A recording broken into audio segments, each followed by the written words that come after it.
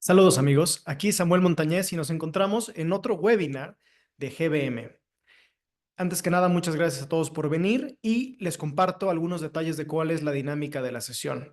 Soy Samuel Montañez, especialista en inversiones y en finanzas, y vamos a estar hablando de un tema súper interesante que es ETFs, la clave para invertir como experto. Les recuerdo que esta sesión la estamos grabando y posteriormente que termine, se va a cargar en nuestro canal de GBM Media, así como en nuestro canal oficial de YouTube. También, a lo largo de la presentación, que va a durar unos 45 minutos, les pido que todas las preguntas que tengan a lo largo de la presentación nos las pongan en la casilla que tenemos o en el chat, básicamente, del webinar. Y al final vamos a tener una sección que espero que no sea de unos 10 minutos de preguntas y respuestas, y voy a tratar de contestar la mayor parte que pueda. Y pues nada, con esto vamos a comenzar. Pues bueno, primero, para entender qué son los ETFs, algo que nos ayuda mucho es entender un poco la historia de este vehículo de inversión. Antes que nada, pues el primer ETF, que ahorita vamos a hablar, ya a definir formalmente qué es un ETF, que es un Exchange Traded Fund. El primero de la historia fue el famoso SPY, que coloquialmente le llamamos el famoso Spider. Y a grosso modo, ahorita lo vamos a ver a profundidad. Un Exchange Traded Fund, o ETF, por sus siglas en inglés, es un fondo que cotiza en bolsa, literalmente un fondo de inversión, digamos, entre comillas, común y corriente, con la distinción en que cotiza en bolsa como si fuera una acción. Tú puedes comprar un certificado de dicho fondo, un título de este fondo, como si compraras una acción de Amazon, de Google, de Nvidia, de Apple o de alguna empresa mexicana que cotiza en la bolsa. Entonces, eso es a grosso modo un ETF.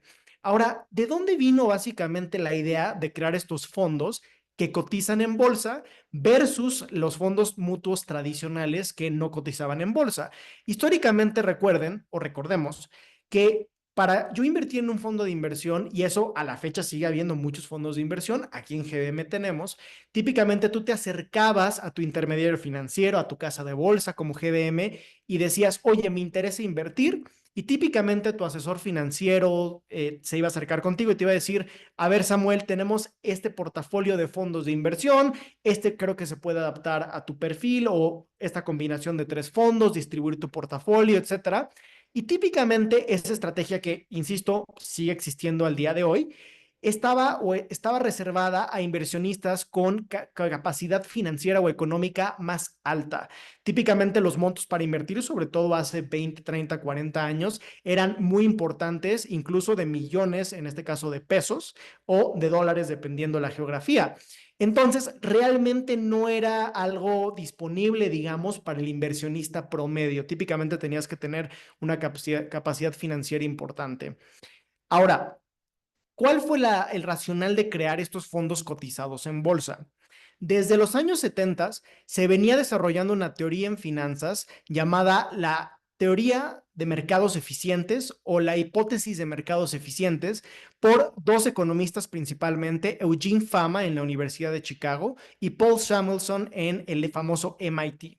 Y básicamente estos académicos, que ambos ganaron el Premio Nobel de Economía, lo que decían, o lo que promovían en esta teoría de los mercados eficientes, es que los precios que están de los activos financieros que cotizan en bolsa reflejan adecuadamente toda la información disponible. ¿Qué significa esto? ¿Cómo se traduce esto en términos prácticos? Lo que significa es que o sea, el hecho de que los precios reflejen toda la información disponible para los inversionistas, significa que yo, como un trader, yo como un gestor de fondos, no voy a poder, en teoría, ganarle al portafolio de referencia, que típicamente, si estamos invirtiendo en Estados Unidos, uno puede utilizar, por ejemplo, el famoso Standard & Poor's, el índice bursátil de las 500 empresas más importantes de Estados Unidos, como su índice de referencia.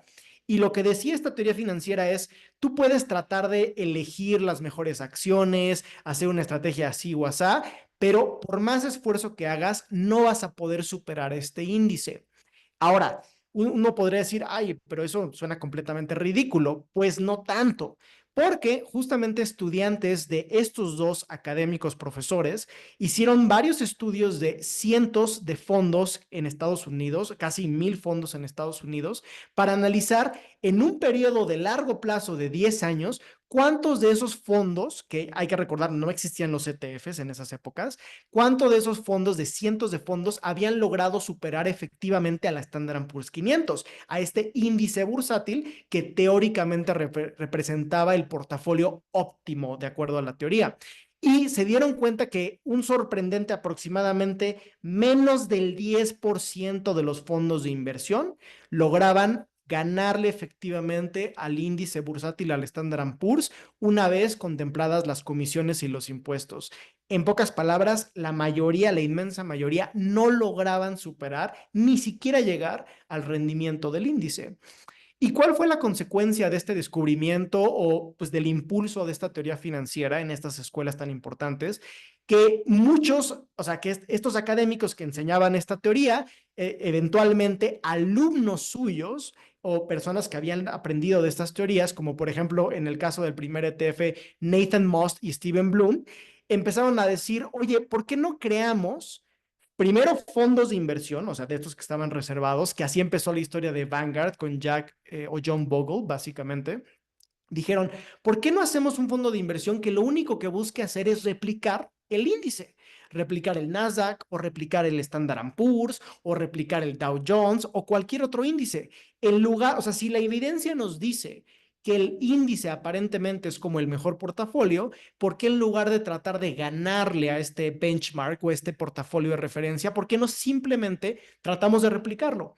Y así se crearon los famosos fondos indexados y se les llama indexados justamente porque en lugar de estar activamente buscando ganarle a un índice como el Standard Poor's, lo que buscan es replicarlo. Como yo asumo que no le puedo ganar por la teoría de mercados eficientes, voy a intentar replicar. Y eso es todo.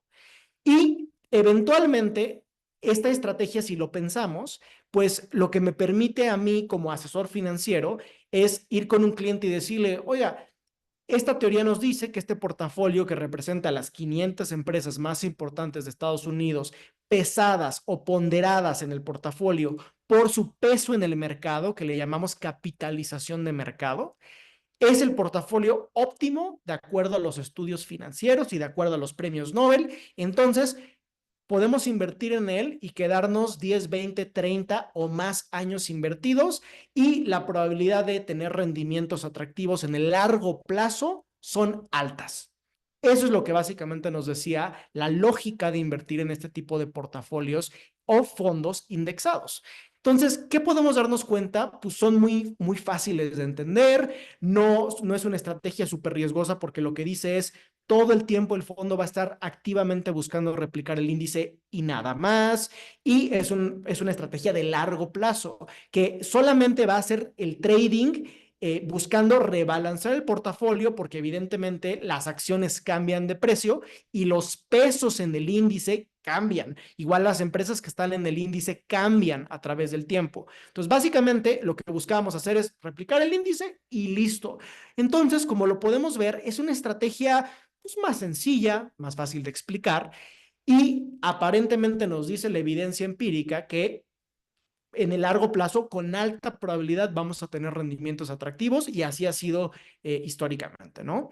Entonces, Nathan Most y Steven Bloom dijeron, oye, si ha sido tan exitosa esta estrategia en fondos mutuos, justamente en pioneros como Vanguard, ¿por qué no buscamos democratizar estas ideas y llevar estos fondos de inversión al gran público inversionista? No únicamente a aquellos inversionistas que pues tienen acceso a las bancas privadas, que tienen acceso a asesores financieros que típicamente les pedían pues montos de cierto nivel para poder accesar a los fondos.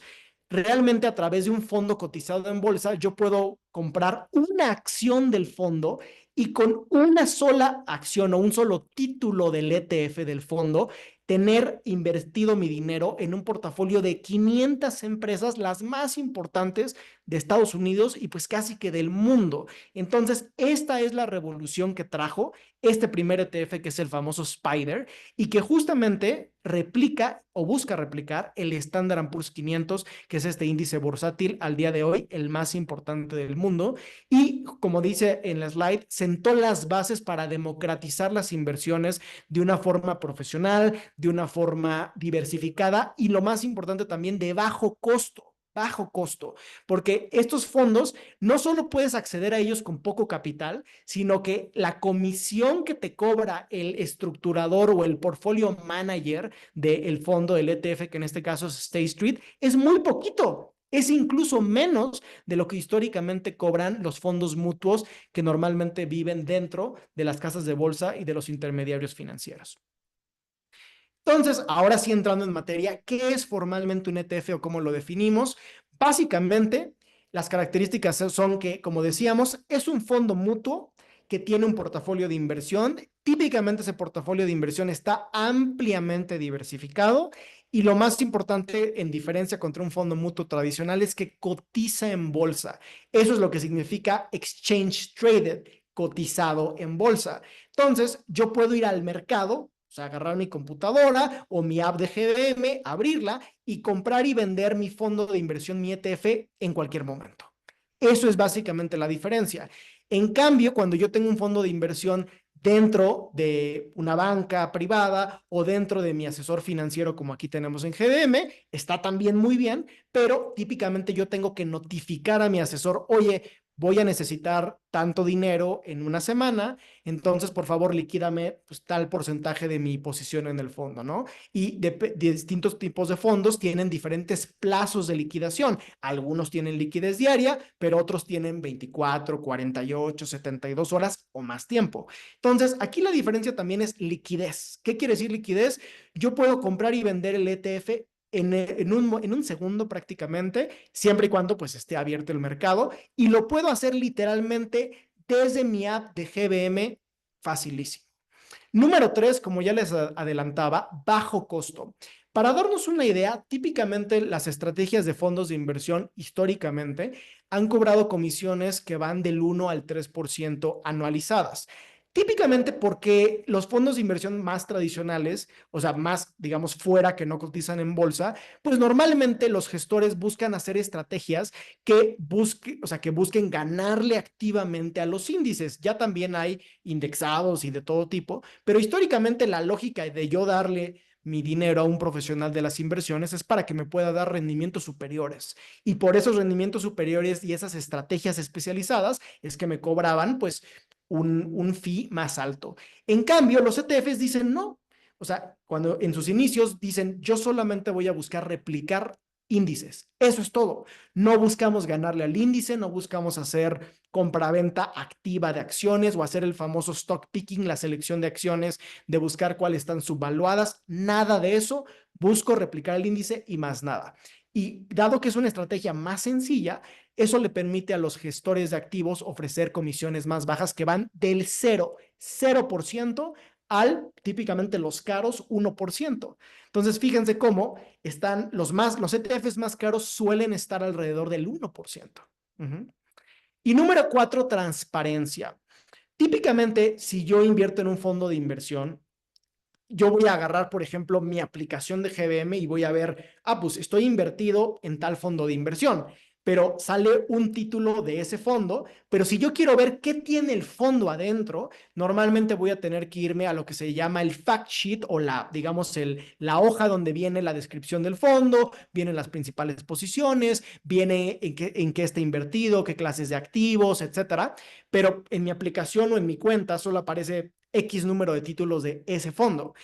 Sin embargo, cuando yo invierto, por ejemplo, en un ETF, lo que yo tengo es que me puedo meter en cualquier momento a la página del gestor de activos, me puedo meter a Yahoo Finance o etcétera, a mi aplicación de inversiones y puedo ver las posiciones que tiene el fondo todo el tiempo, en tiempo real. Todo el tiempo lo puedo ver.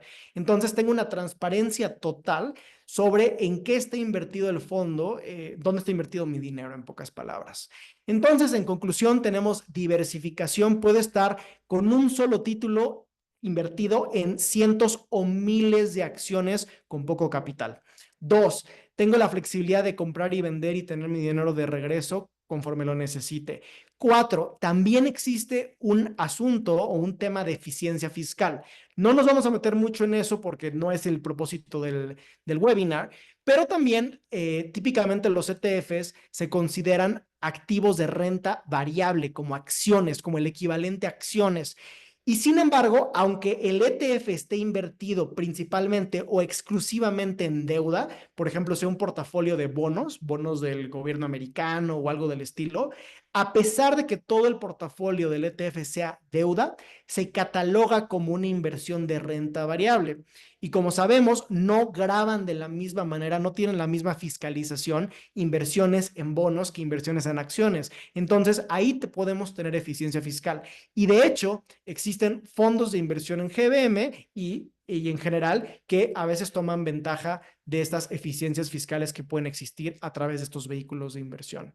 Y finalmente, lo más importante, democratizó el acceso a estrategias de inversión sofisticadas, especializadas y de los mejores gestores de activos del mundo a través de los ETFs. Y bueno, un poco aquí lo que ya les adelantaba, digamos, similitudes y diferencias entre acciones y fondos de los ETFs que a grosso modo podemos entenderlo como una combinación de ambos.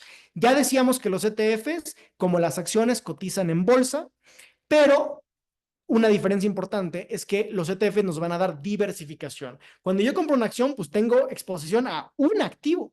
En cambio, si yo compro el Spider que les acabo de mostrar, tengo exposición a 503 acciones, porque justo me metí a revisarlo antes del webinar y tiene 503 holdings o acciones el ETF del Spider.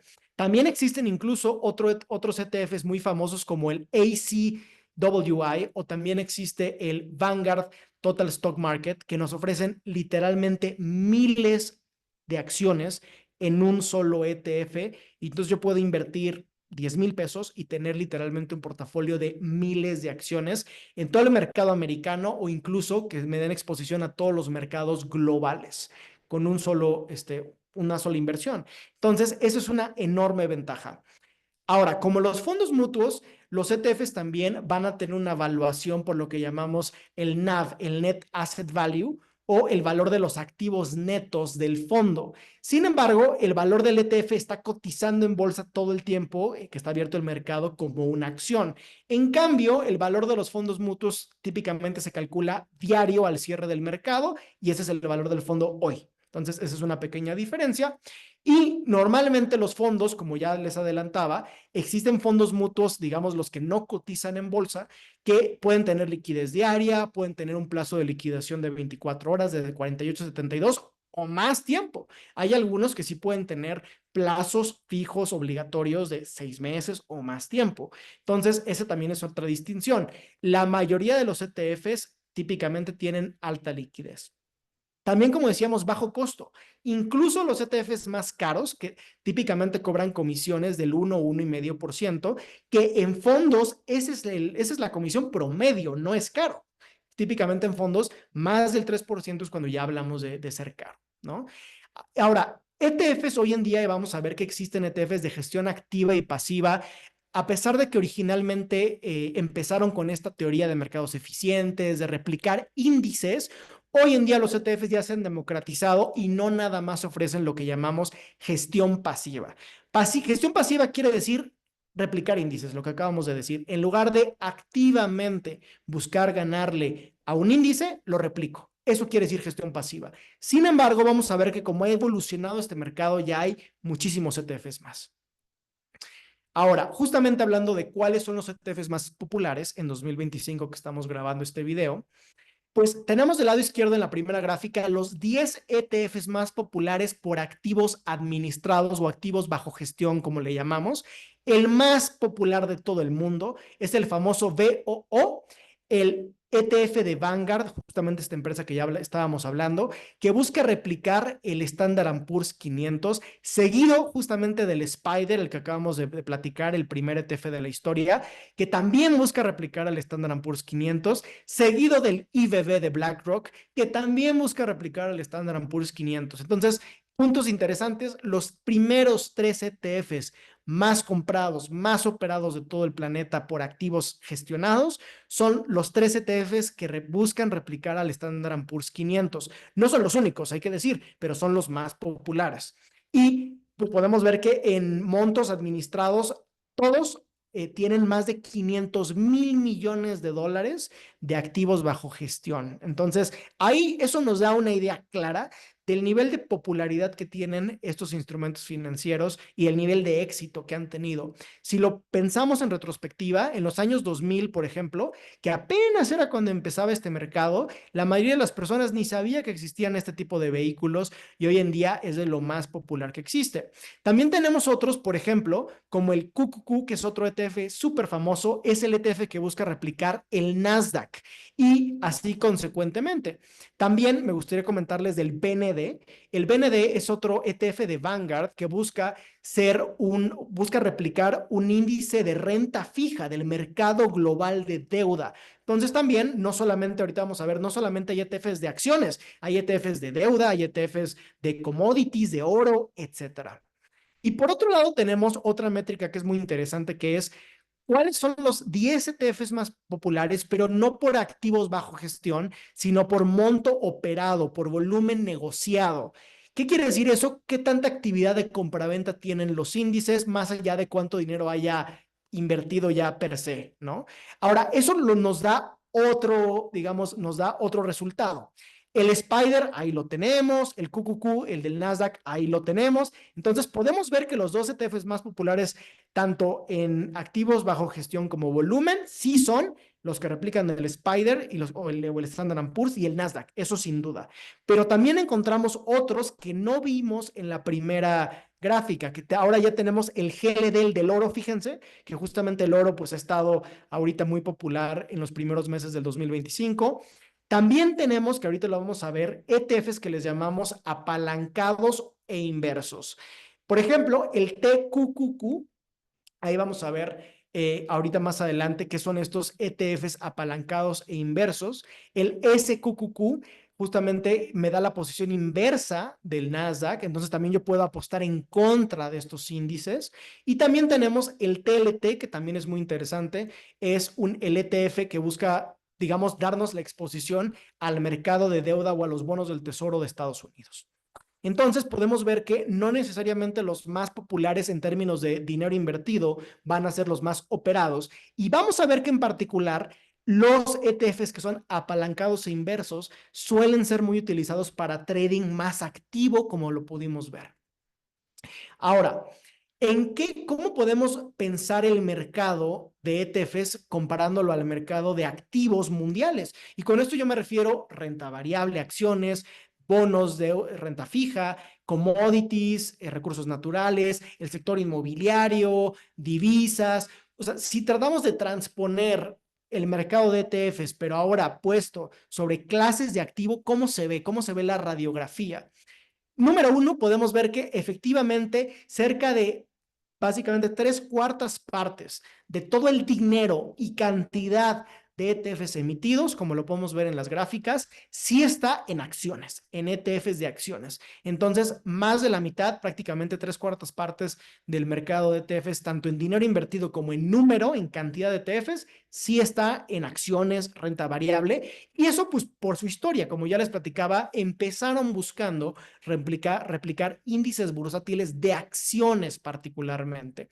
Sin embargo, como vimos con el BND y el TLT, también existen muchos ETFs de deuda hoy en día que me buscan dar exposición al mercado de deuda de una forma diversificada.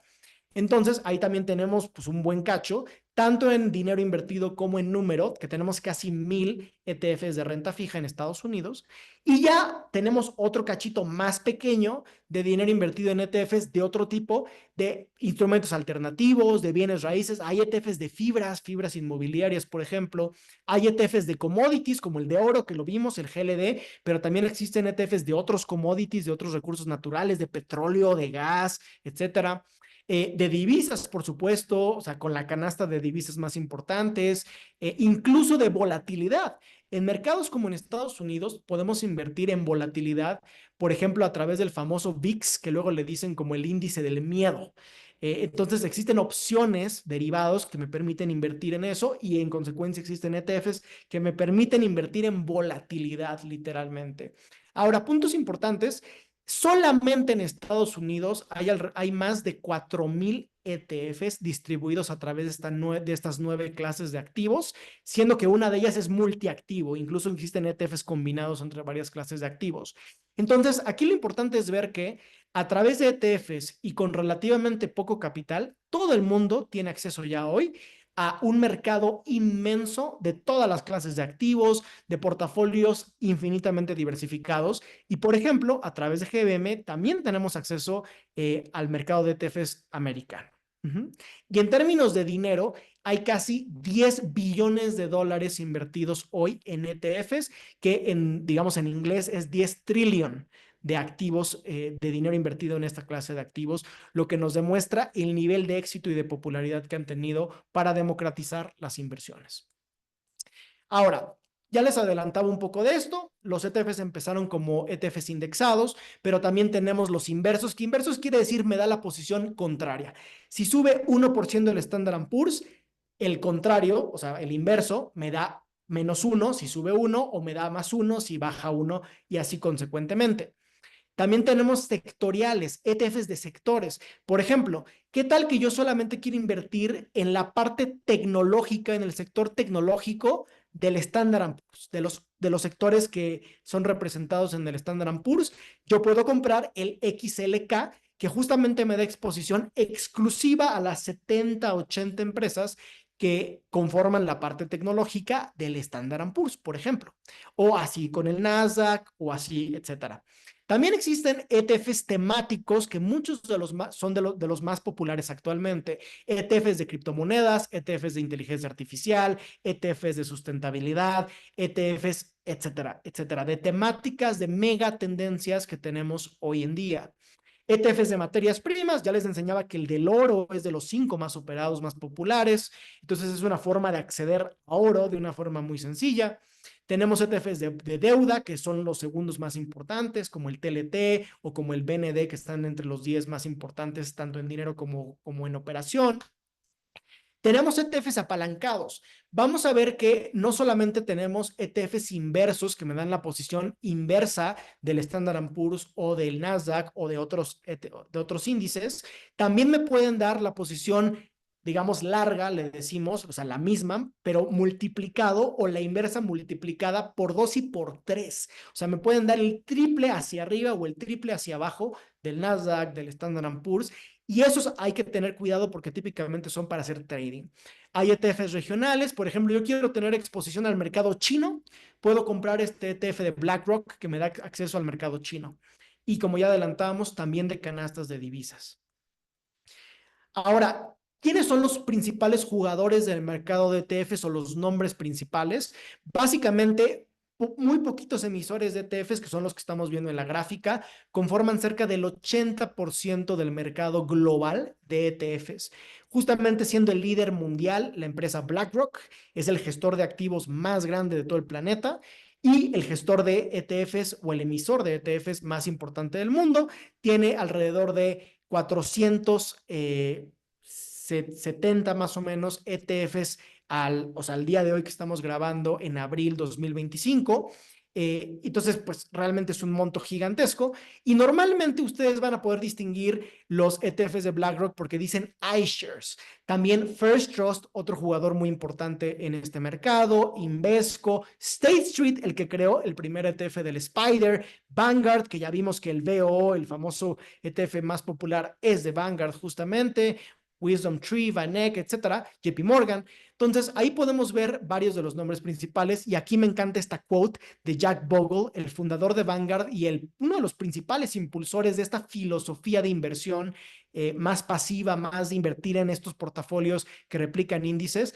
No busques la aguja en el pajar, simplemente compra el pajar, ¿no? O sea, a la hora de yo comprar un título del ETF, estoy teniendo exposición a todo este portafolio, todo este mercado global de acciones en su momento, pero hoy en día ya vimos que todas las clases de activos prácticamente. Y se estima, porque vimos que ahorita, yo les mostré ahorita que hay como cerca de 4,000 ETFs en Estados Unidos, pero a nivel global es casi el doble, más de 7,000 ETFs y UCITS ETFs, que son la versión europea o el nombre europeo para los ETFs que están en Europa a nivel global. Ahora, ¿Cuáles son claves? O si me puedan preguntar, oye Samuel, pues ya me dijiste que hay cerca de 7,000 ETFs en el mundo, solamente 4,000 en Estados Unidos. Pues ahora, ¿cómo invierto? Si solamente en la bolsa mexicana hay cerca de 150 empresas y me cuesta trabajo, ahora, ¿cómo le voy a hacer para invertir en 7,000 ETFs de esa variedad tan inmensa? Y la respuesta es, aquí les van algunos puntos clave para fijarse o aspectos que hay que saber para poder invertir en ETFs de forma inteligente. Número uno, como ya les adelantaba, los ETFs tienen la característica desde su fundación en que buscan replicar índices, un benchmark, un portafolio de referencia. Entonces, si nosotros nos metemos a ver digamos, las claves, las características del ETF en su página de internet, del emisor de BlackRock o de Vanguard o etcétera, vamos a ver que siempre viene la referencia, el índice de referencia, incluso para Bitcoin. Un ETF de Bitcoin está buscando replicar un índice que sigue el comportamiento de Bitcoin y así sucesivamente. Entonces, siempre hay que fijarnos qué portafolio o qué índice está buscando replicar el ETF, número uno. Número dos, el plazo de la inversión. A pesar de que los ETFs tengan esta liquidez donde yo puedo comprarlos y venderlos con alta rapidez y velocidad, eso no significa que todos los ETFs estén diseñados para yo comprarlo y venderlo cuando yo quiera. No. Evidentemente, típicamente, si yo compro un ETF de un portafolio como el Standard Poor's 500, como el Nasdaq, o otro todavía más amplio como el ACWI, que me dé exposición al mercado global de acciones, típicamente esa va a ser una inversión de más de 10 años o debiera ser una inversión de largo plazo. En cambio, si yo voy a invertir porque tengo conocimiento experto, voy a invertir en ETFs apalancados, ETFs que buscan dar esta exposición multiplicada del Nasdaq o del Standard Poor's, típicamente entro y salgo casi que el mismo día o el segundo día de ese tipo de ETFs y no me voy a quedar más tiempo. Entonces, sí depende mucho la exposición subyacente, digamos, de lo que me está dando mi ETF para el plazo. Entonces, no porque lo pueda yo comprar y vender cuando quiera, quiere decir que entonces lo compro y lo vendo cuando sea. ¿No? Tiene que haber una estrategia lógica que haga sentido con su estrategia de inversión y con sus objetivos de inversión. Tres, costos de administración. Ya les mostré desde la primera gráfica tres ETFs que son los más populares del mundo que buscan replicar el mismo índice, el Standard Poor's 500. Entonces, una pregunta podría ser, oye, pero ¿cuál compro? ¿El VO, el IBD? ¿Cuál compro? Y la respuesta es que no es una, digamos que no hay una respuesta única, pero una primera cosa que hay que fijarse es cuál ETF me da la menor comisión. O sea, me cobra la menor comisión. Por ejemplo, vamos a ver más adelante que hay varios, casi 10 ETFs que buscan replicar o que buscan darme exposición al comportamiento de Bitcoin. Si hay tantos, pues evidentemente un punto importante para decidir cuál me conviene es cuál cobra la menor comisión. ¿Por qué? Porque al final del día me están tratando de dar la misma exposición. Entonces, ese es un factor importante a tomarse en cuenta. Cuatro, el perfil de riesgo. A pesar de que los ETFs originalmente sí empezaron con esta lógica de súper diversificación, portafolios, digamos, fáciles de entender, que buscan replicar estos índices accionarios o índices de renta fija, ya hoy en día tenemos muchos ETFs como estos ETFs apalancados e inversos y de otro tipo que son de alto riesgo. Entonces no hay que equivocarse, no por ser ETF es sinónimo de bajo riesgo, a pesar de que sí, muchos de los miles de ETFs que hay son, entre comillas, de bajo riesgo porque me dan esta diversificación tan amplia, etcétera, pero hay que tener cuidado, también existen ETFs de alto riesgo. Y por último, compensación riesgo-rendimiento. Hay que también ver cómo se ha comportado el ETF, no nada más el último año, no nada más los primeros 4 meses que van del año. Fíjense siempre en el rendimiento anual, pero acumulado de los últimos 5, 10 o más años desde inicios de la vida del fondo, para que también se den una idea de cuál es el promedio de largo plazo de rendimiento que está dejando el fondo, más allá de si el año pasado le fue muy bien o no le fue tan bien. Ahora, si vemos justamente para ejemplificar lo que yo les estaba diciendo ahorita de fijarse en el largo plazo, ¿cómo le ha ido al Spider, el pionero, el primer ETF que ya le comentábamos en la primera diapositiva?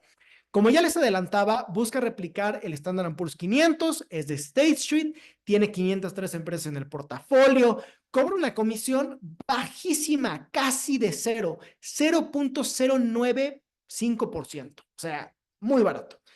¿Cuánto tiene de activos bajo gestión? 550,000 millones de dólares, que pues sí demuestran o es una señal de la confianza que han puesto los inversionistas en este vehículo de inversión.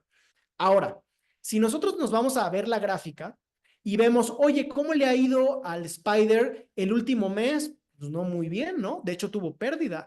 ¿Cómo le ha ido en 2025? O sea, que ese es el year to date. Siempre que vean YTD quiere decir year to date. O sea, lo que va del año, en pocas palabras, pues mal, tuvo pérdidas.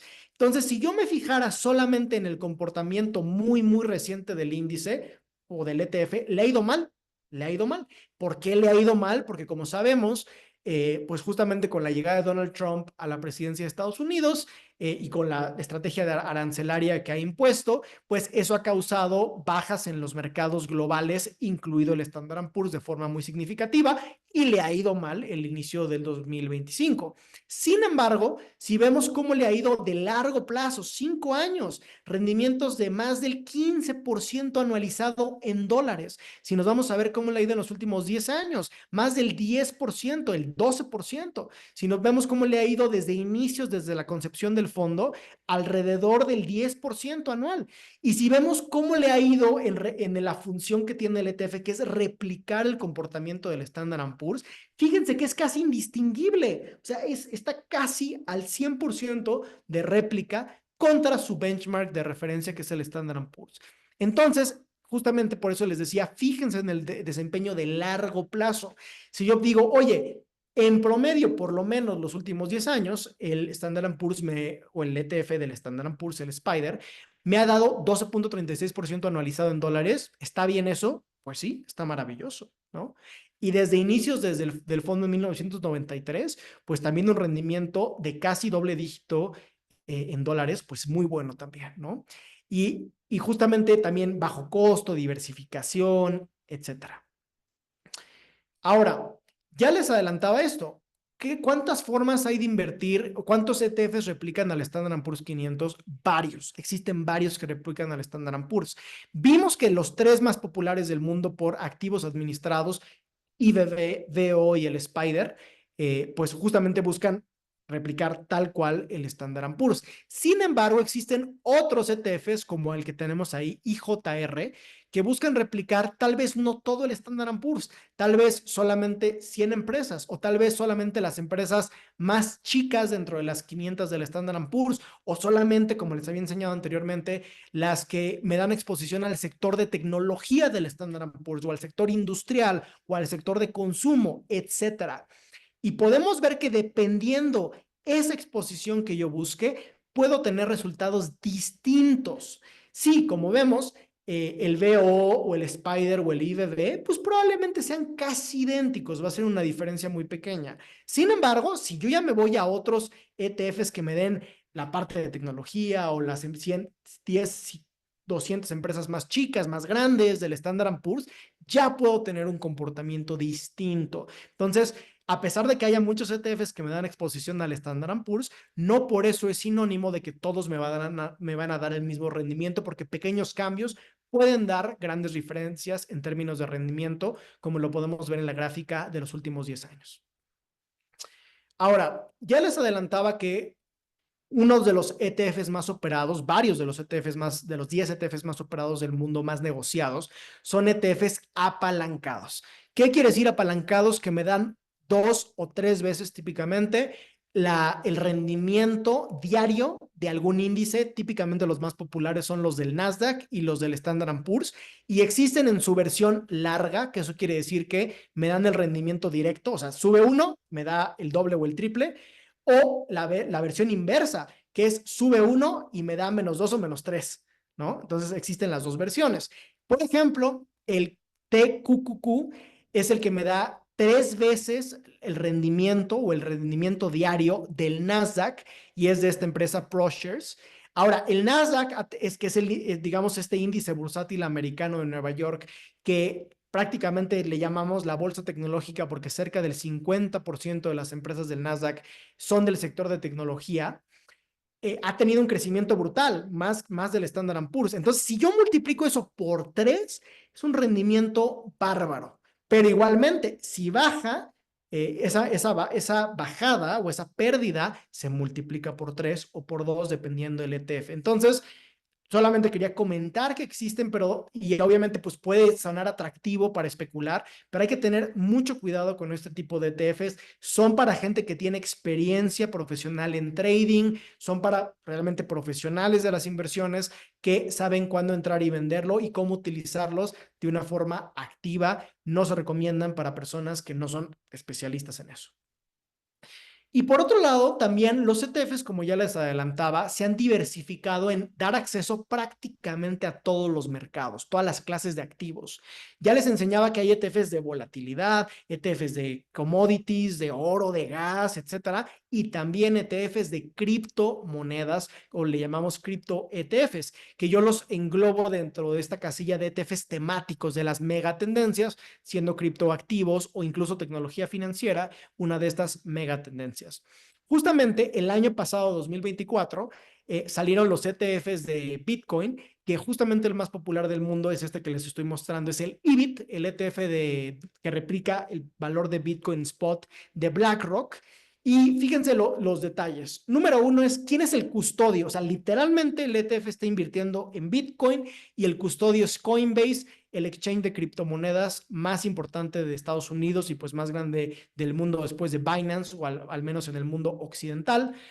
La comisión del fondo bajísima, 0.25%, reducida a 0.12% por 12 meses, hasta que junte el fondo más de 5,000 millones de dólares en activos y nuevecito el fondo, ¿no? Ahorita les voy a enseñar más ETFs de este tipo, pero solamente para ver que ya puedo invertir incluso en cripto desde mi app, por ejemplo, de GBM, teniendo acceso a estos ETFs que me dan exposición a Bitcoin, Ethereum o a canastas de criptoactivos. Obviamente tomando en cuenta que tengo el mismo riesgo que cuando invierto en Bitcoin desde el punto de vista de la volatilidad del criptoactivo, ¿no? Al final del día solamente me da la facilidad de yo poder tener acceso y tener todo mi portafolio de inversión, incluso la parte de cripto, consolidado en mi misma aplicación, digamos, más facilitando un poquito la operatividad de mi portafolio. Ahora, como ya les adelantaba, pues evidentemente estos cripto ETFs han sido sumamente populares. Solamente para darles una idea, ahí tenemos que el IBIT ya de BlackRock ya superó los 50,000 millones de dólares de activos bajo gestión. Y ahí tenemos otros, por ejemplo, el de Grayscale, el de Fidelity, todos buscan replicar Bitcoin. Y volvemos a lo mismo, oye Samuel, si hay tantos que buscan replicar Bitcoin, pues, ¿en cuál invierto? Vamos a fijarnos en la comisión de administración. Diferentes, por ejemplo, Grayscale cobra mayor comisión que el 0.25 que vimos del IBIT. Entonces, pues ese es un factor importante. Dos, es, oye, existen ETFs de cripto que buscan invertir directo en el Bitcoin y tener la custodia del Bitcoin, y otros invierten en futuros, en el mercado de futuros, de derivados de Bitcoin, que no es exactamente lo mismo. También hay ETFs de Ethereum, por ejemplo, aquí hay uno que está el ETHE, ETHA, incluso también hay otros ETFs de cripto que me dan exposición a las 10 criptos más populares, etcétera. Entonces, yo con la facilidad de invertir en ETFs puedo también tener acceso al mercado de criptoactivos y consolidar todas mis inversiones de una forma pues más fácil, más sencilla. Ahora, ¿cómo puedo invertir en ETFs que ya lo he ido mencionando a lo largo de la presentación desde la app de GBM? Esto lo van a hacer a través de digamos, la funcionalidad de Trading USA que está en la sección de Markets dentro de la aplicación. Ahora, si no lo tienen ya activado, para poder tener acceso a Trading USA, que no nada más es trading del mercado mexicano, sino que a través de nuestro partner Drive Wealth, les damos acceso a través desde su aplicación a todo el mercado de Nueva York en Estados Unidos y en consecuencia a cerca de más de 2,000 ETFs que también están en el mercado americano, y muchos de los que vimos, el IBIT, obviamente todos los del Standard & Poor's, etcétera. Pero si no lo tienen ya activado, lo que tienen que hacer es lo que se llama el onboarding black. Les va a pedir la aplicación incrementar el límite que tienen y que ese es este onboarding black. Les van a hacer una serie de preguntas, aceptar un aviso de privacidad, poner su identificación oficial y un comprobante de domicilio que cuadre la dirección con la de su identificación oficial.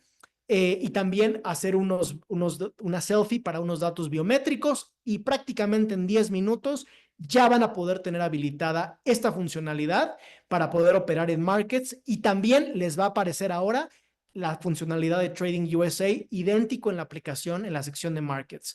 Ahora, pueden irse, que aquí pueden ver en la foto, que hay una sección de ETFs dedicada en la parte de markets o simplemente directamente en el buscador pueden poner el nombre del ETF y le pueden poner ETHA, por ejemplo, aquí lo pueden ver en pantalla, y les va a aparecer ahí justamente el ETF de Ethereum. Ahí lo podemos ver y lo podemos adquirir, sí.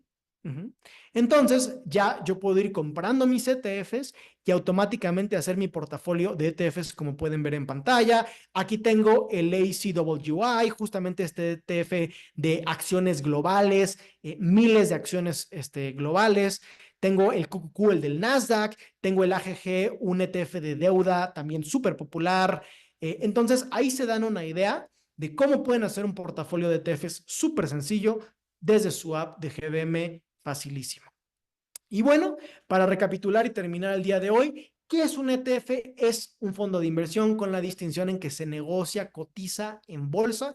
Yo puedo comprar y venderlo esencialmente como una acción, ¿no?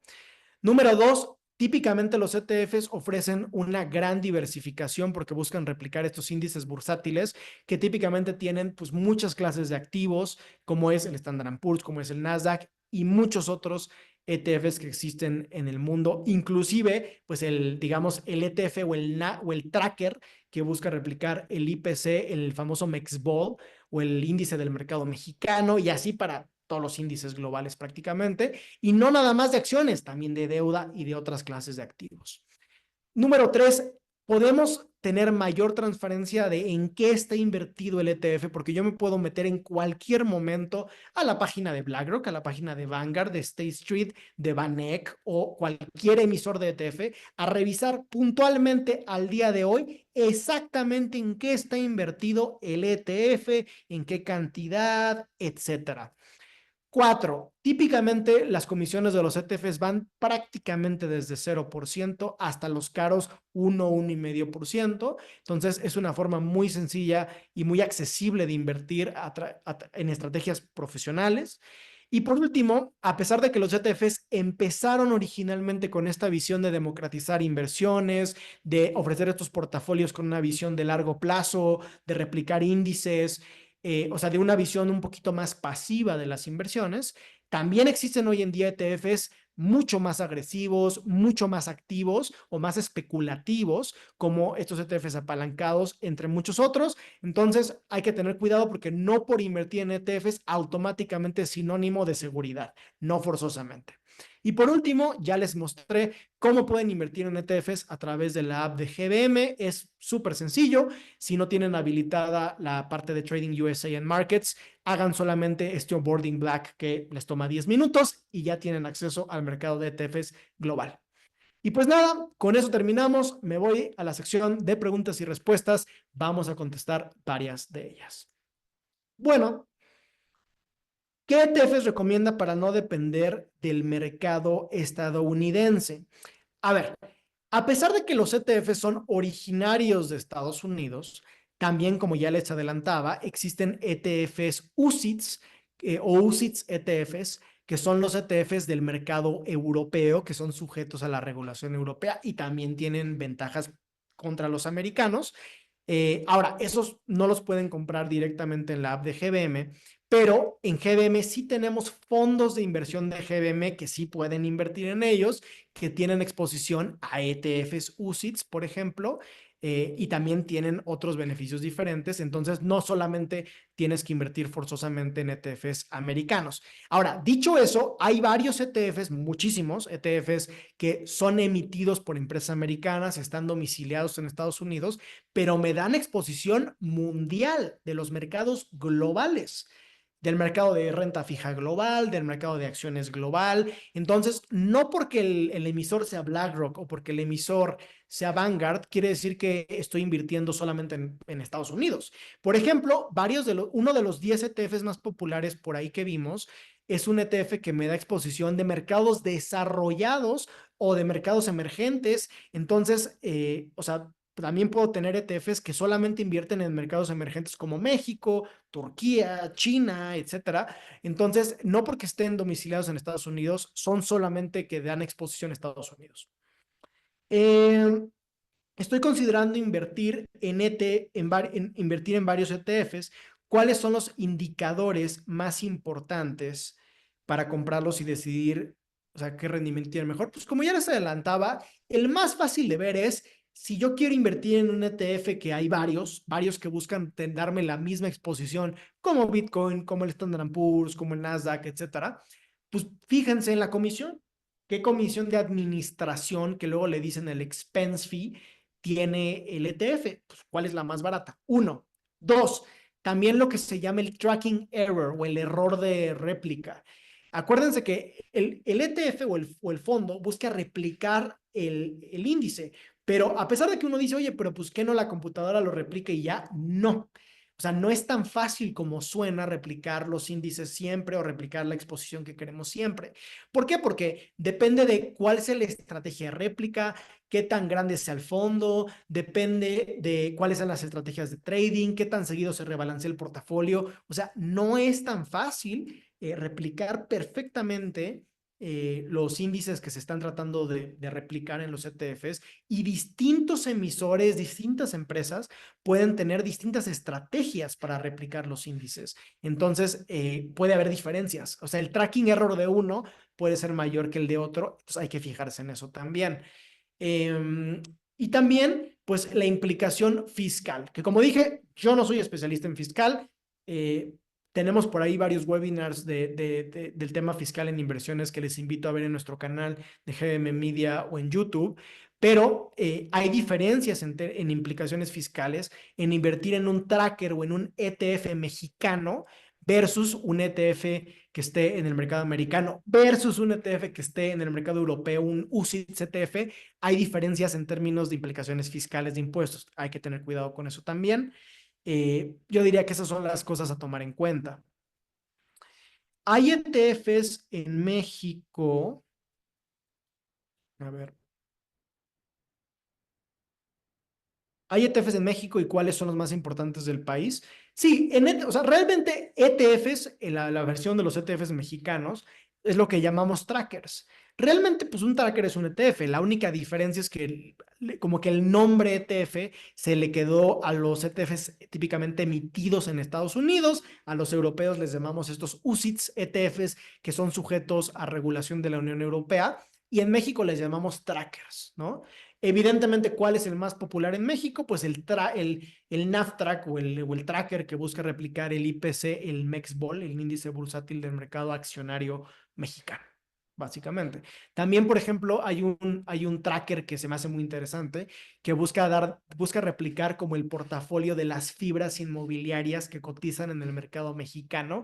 Si no mal recuerdo, se llama Fibra TC14. Se me hace muy interesante ese tracker también. Y hay otros, ¿no? Pero también existen trackers mexicanos, ¿no? Por ejemplo, los inversos, también hay inversos al IPC del mercado mexicano. Entonces, sí, sí también tenemos poquitos, pero sí tenemos trackers o ETFs mexicanos. Eh, en el ETF Spider es conveniente permanecer a largo plazo, es más conveniente entrar y salir.